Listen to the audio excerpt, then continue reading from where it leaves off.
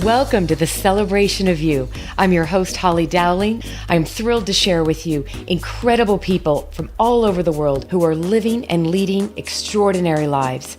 From overcoming immense adversity to discovering the secret sauce to leading with courage and grace. Their stories are going to bring you hope and inspiration. Now, let the stories begin. Hi, everybody, and welcome to the Celebration of You as we kick off this amazing, extraordinary year of 2019. And you know, for all of you out there that are the avid, amazing, loyal listeners, I really want to thank you. Up at the end of 2018, the team shared with me our stats, and this show would not exist if it wasn't for you and all the amazing people that are listening from now over 100 countries in the world. I think we might even be hitting about 120. You are the listeners, families, individuals all over the world. You hear a story and it resonates with you. And I just thank you for honoring that this was a mission on my heart. And it means so much to me that the stories and the amazing people that I get to interview and celebrate, that if one of their stories makes a lasting impact on you, that is why this show exists. So all along, and all of you that have been listening now and over the years, my biggest mission for this show is truly to celebrate amazing people that I think have either overcome adversity and living an extraordinary life for themselves and for others, and or they've made decisions and choices to make a difference for themselves. Because I get inspired by that. It's not often. Now, you know me, I can go from laughter to tears pretty darn quick. And the reality is I wanted to kick off this year by celebrating somebody that this is going to date us, close to 30 years ago, had such an impact and made such a powerful influence on my life that I tracked her down.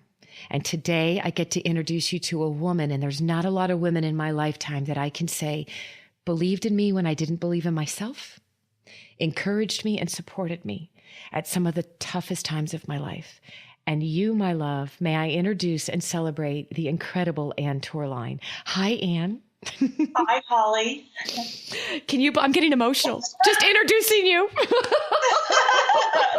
It really is an amazing thing after all these years to reconnect. It is. And we reconnected on the phone like last fall. I tracked you down. I had found this letter you'd written me. You know, I love to save letters that mean something to me. And I was like, I have to find you. And then we get on a call and we ended up, talking for like 2 hours? And it was like there was no time that had passed. No, none. And that's you. And I'm just going to I just have to say it again. I got to tell you that last fall. And today I want the world to know, do not miss an opportunity to let someone know in your life that made such a lasting, important imprint, impact. Whatever they did, let them know. Because Anne, I wanted to have you on this show so I could share you with the world, and not even knowing if you really knew the impact you made on me. So shall we date ourselves and go back to how we met at the Virgin Islands? Yes, go ahead. Yes, because you believed in me and you gave me an opportunity. So here's the little girl that, so Anne and I meet when she hires me to be one of her interns coming to the Virgin Grand on the island of St. John. And right before that, I had been working on a cruise ship. So the ship was going to stop sailing. They announced it to everybody. They shipped me back to Kansas, and everybody thinks I'm this little, the Dorothy from the Wizard of Oz. And I got in contact with some other contacts, some old professors, and they were just like, I've got the perfect opportunity for you. You have to meet this woman. You're going to love her, and we're going to make this work. And next thing you know, I get off a plane 3 weeks later. Wait, Anne, I don't even know if you knew. Do you remember this? I was wearing two different shoes. They were both white high heels, but one was shorter than the other. Do you know that story? I don't remember that. Well, I think you had your drivers pick me up, and then they carted me in my red skirt with two different, must have been so early, I put on two white shoes, but they were opposite, they didn't go together. And then I move in, right? I bring so many boxes. Yeah, I do remember that. I remember you having many suitcases and things that I'm thinking, oh no. It started, my mind was thinking, oh no, high maintenance. You're like, oh dear Lord, what have we gotten ourselves into? Exactly. Well, if you would have thought, I would have thought I was moving there for like 3 years, but and that was the first. So let's go there because so you hire me. I'm one of a couple of these, girls from around the country that you bring in. And I'm living like this first, I called it a shack that we had for the group of us was up at the top of St. John was a beautiful island. And it was at the very top. Remember that? We housed you actually. What? Say that again? I don't remember where we had the housing for you at that time. Was it on like Gift Hill or? Well, all I know is you couldn't drive up it because there were so many big boulder rocks. We had to get off at the bottom and walk up. But it was, you know what? Talk about letting go of all the stuff. Like I immediately realized I'm living on a primitive island and this is my opportunity to just, no pun intended, let my hair down, right? Don't need the high heels, don't need the makeup. And I come to work the first day and there you are standing there with this glorious smile on your face. And you're like looking at us like, oh my God, I've got 3 blind mice. So tell us about, I want to know what got you down there, because that's how we met. But I don't really know what got you opening up that resort in St. John. Tell us your story. Well, I actually was getting my undergraduate degree in leisure studies from Kansas State University, which I think is where it's the same place you graduated, right? Yes, and that's why I knew I got introduced to you by our professors. Yep. Yeah. And so, back at that time, my options were sort of go and do a park and rec experience somewhere, or, it was very limited what one could do. And I had always had this dream of being Julie on the Love Boat. So that was what I always wanted to do. And so I thought, no, none of these options are going to work. So I went and spoke to one of the professors, and she, I kind of picked her brain and made her think about options. And this was late into the game. I remember I needed to have my internship organized, before the end of the semester in December. And I think this was like maybe 2 weeks before or something. Yes. This was like really getting down to the wire. So she said that she had this girlfriend of hers who was married to somebody that ran hotels down on Tortola in the British Virgin Islands. And I said, well, that's it. That's what I'm doing. So anyway, long story short, we somehow finagled it that I got an internship under his supervision doing the internship on Tortola in the BVI. And it was a last minute thing, but we made it work. And, we just made it work. So that's where I went and did my internship. And I had such an amazing experience. And then this general manager that I did my internship for, he eventually then was hired to open a resort on St. John. And he asked if I would want to come and help him open the resort. And I said, of course. And so that's how I got to St. John. And I think I'm trying to remember if I think I'd had a couple sets before you. Yeah, I think you had. I do think that. Yeah. It wasn't many, but I think it was maybe one semester of interns before you. And and then, I found that interns did a great job, and then I was recruiting interns from Kansas State because that's where I had graduated from. And that's when I came across Holly Dowling, and then the story, like a great candidate, and so that's how it happened. It's such an amazing, right? I talk about serendipity a lot on the show, and I really firmly believe in it, Anne. And I mean, look at us 30 years later. It's like there's been no time. Like when we caught up last fall, we laughed, it's like there's joy. And I truly believe if we truly are open to all of the amazing opportunities that life can bring us, right? And allow that flow and that kind of follow your passions, right? We've both been very driven and very passionate, but I believe those passions are put on your shoulders and on your heart because those are the burning desires of what your soul should be doing in this world. So, and what's crazy is that when I met you, so go back to you dreaming to be Julie, right? I'm, behind you in that because we hadn't met yet, and I'm the girl that dreamed of being Julie since I was in 3rd grade. And I had gone to the Kansas State Career Planning Center and said, do we ever have any opportunities on cruise ships? And they're like, no, but go talk to these professors at the, by the way, for the listeners, this goes back before there was such a curriculum called hospitality and resort management, right? This is way before that existed. So Anne and I, she mentioned leisure studies. There's this curriculum called Physical Education, Dance, and Leisure Studies. And so long story short, the year before I met you, I had pounded the pavement, spent 6 months in the backs of a library, going through magazines, sent hot pink resumes and cover letters to 19 cruise ships, and I had landed the first internship on a cruise ship at K-State.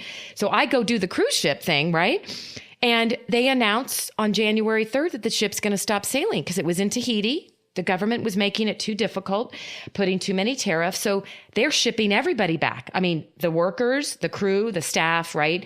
The officers and the guests. So that's how serendipity this is, the serendipitous moments. I come back to K-State, come back to Kansas. I'm letting our old professors who we both know and knew so dearly. And that's how they said, oh, we have this woman that's doing these internships and just started them on St. John. She's like, let's make a phone call. And I mean, Anne, 3 weeks later, I was with you.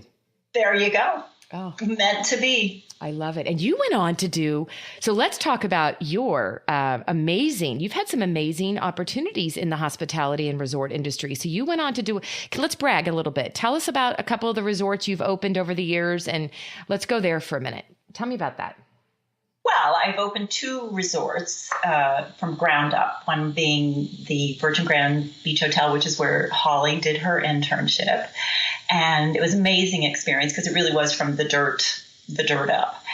And then later, a long time after, I did some consulting work and was able to open a property on the island of Santorini in Greece that was a cave hotel that was, basically gutted and totally renovated to be a very high-end boutique hotel, the iconic Santorini Hotel. And that was an amazing experience as well. I basically hired the staff worked then with that same general manager that I'd worked with both on Tortola and then St. John, and then, was asked by him to help him, hire the staff for that property. So wait, I know that hotel. I haven't been there, but I've heard amazing things. Are you still connected? Can I get an opportunity to go visit? Not really. I kind of did my gig and that was it. I mean, I still know the people or whatever, but I don't think I'm going to get in there. But it really is an amazing property. Well, and this, your passion for, being in hospitality, but also human resources. You went on to get your master's. Right? I did. I did. I went back and got a respectable career. No, your first one was very respectable. Respectable career. And then I was the human resource director for a private club here in the area, and that was a great experience. I did that for about 14 years, and then I became a realtor.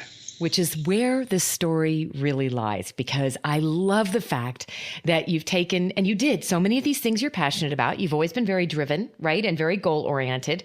So that listeners know that does happen with people that are from Kansas, by the way. Us Kansas girls, right, do have a little, Then you decide, after all these years of, HR and the resorts and hospitality, you really made a big shift. You took the left turn and said, it's time to do something different.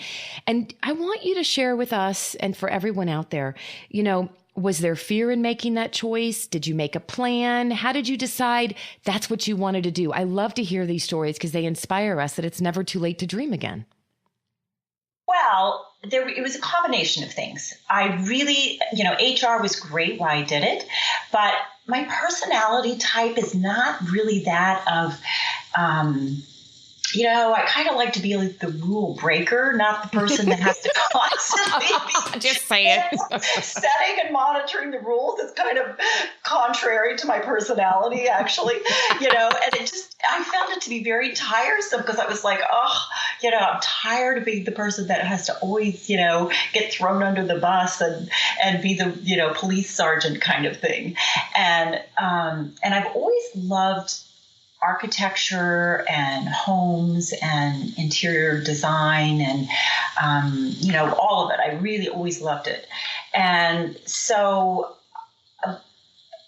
about 6 years ago, I guess now, maybe, yeah, about 5, 6 years ago, I had to have a 2-level neck fusion because I was having problems with my arms. And,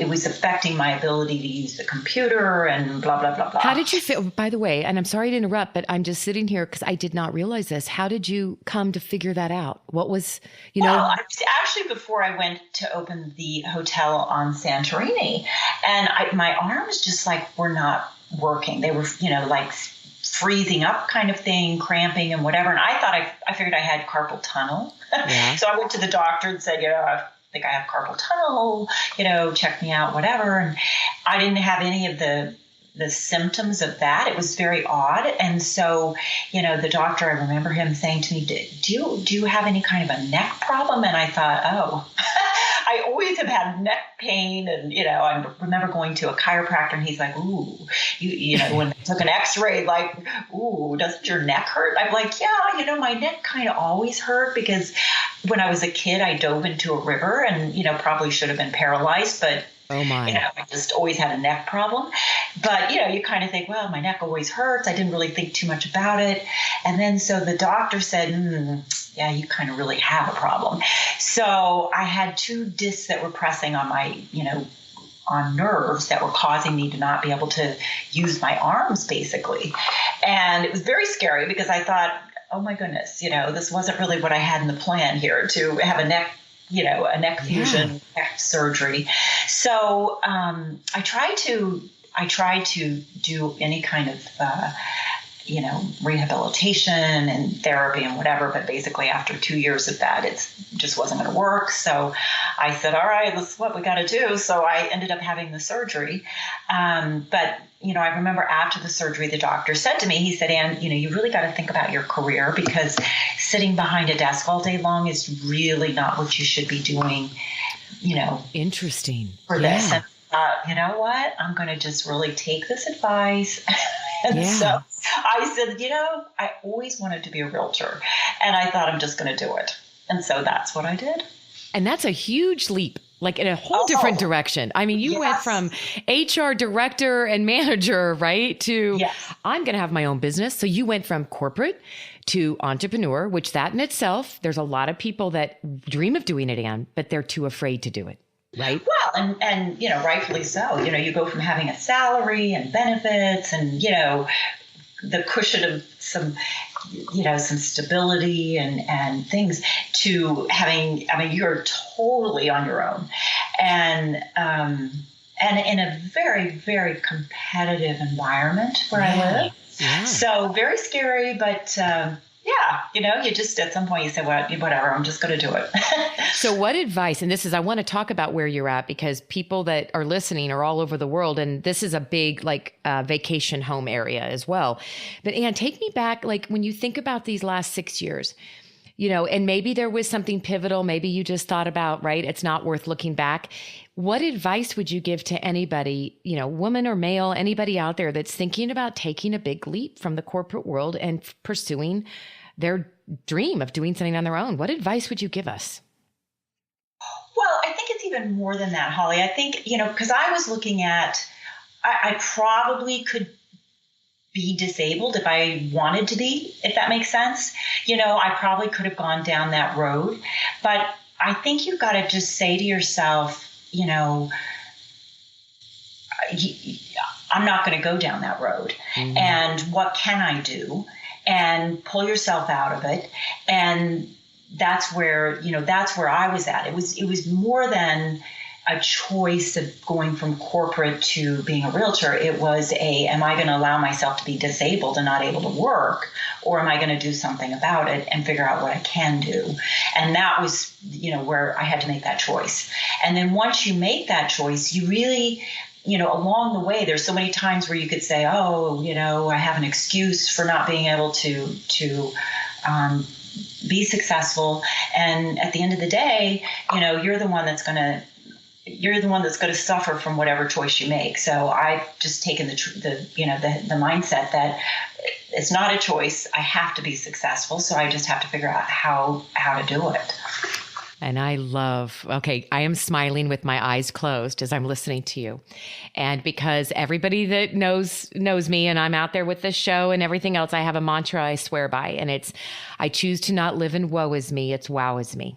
Yes. And you are a walking testimony of choosing to live in wow is me and not going to be a victim of life and live in woe is me. And I love that. Yes, I think it's so easy. And I know you shared a little about your, story with me. And it is so easy to really say, woe is me, because, everybody has their cross that they're bearing and they're all different.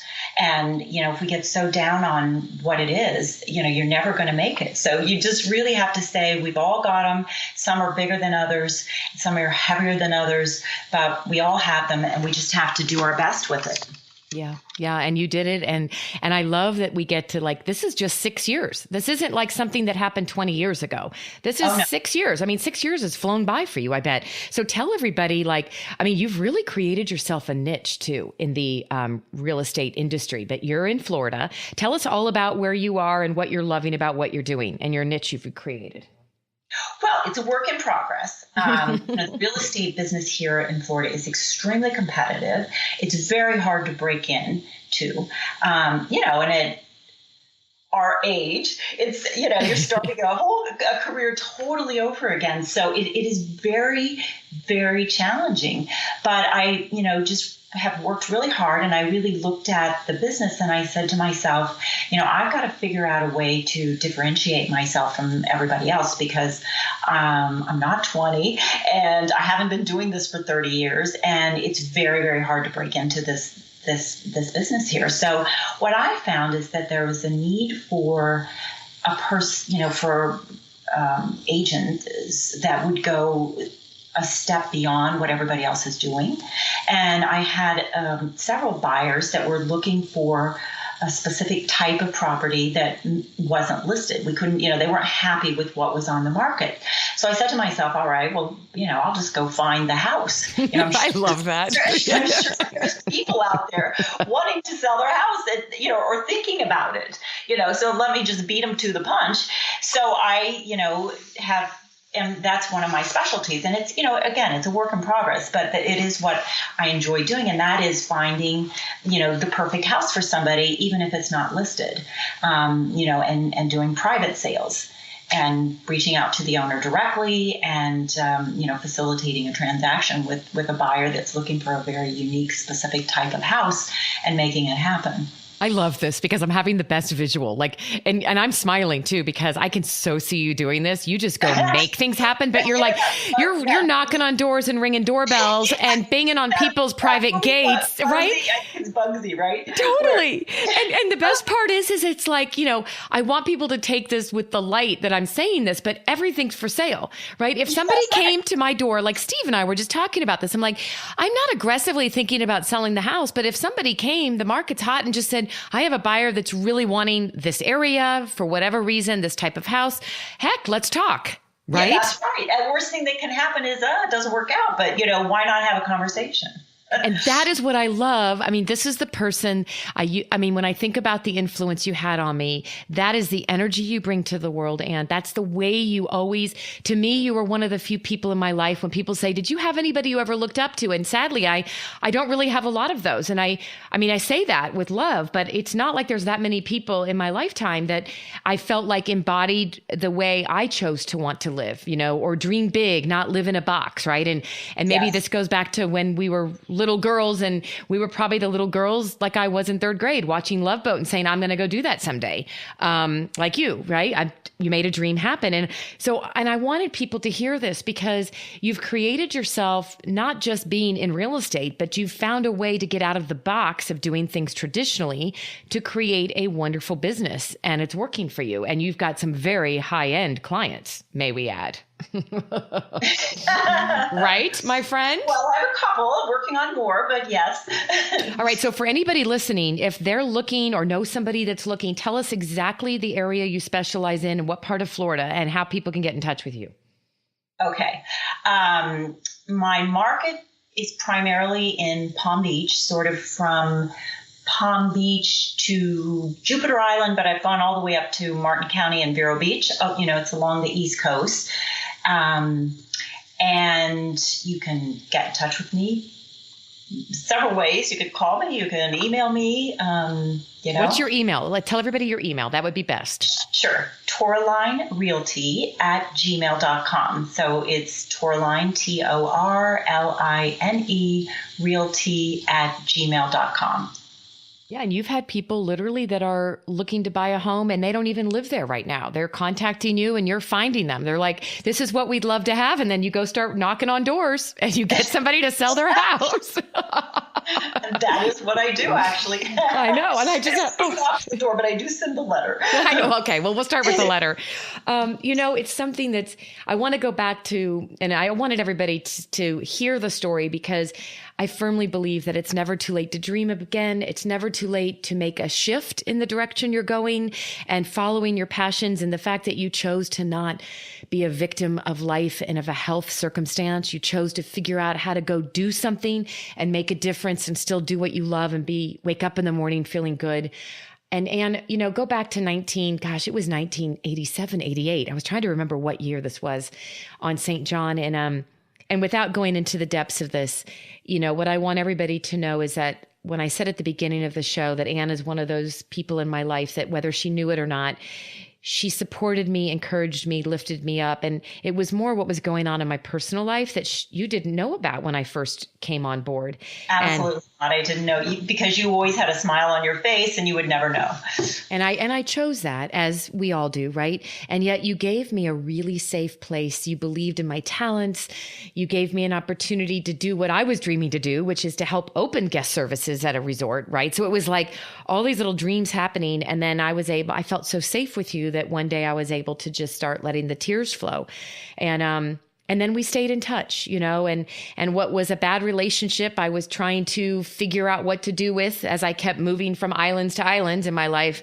I ended up getting sucked right back in and ended up in a very toxic, very bad, about a year and a half. But all of that said, you were one of those people that it's like I got to be myself and I could share and pull back the layers of the onion. And you, my love, like I said, you believed in me, you encouraged me. And if there was ever a chance to celebrate you, that's what I wanted to do. And I want everyone out there to think about somebody in your life, even if it goes back to your teens, your early 20s, who influenced you, who made a difference in your life, who inspired you, and who held you up when you were on the verge of crumbling.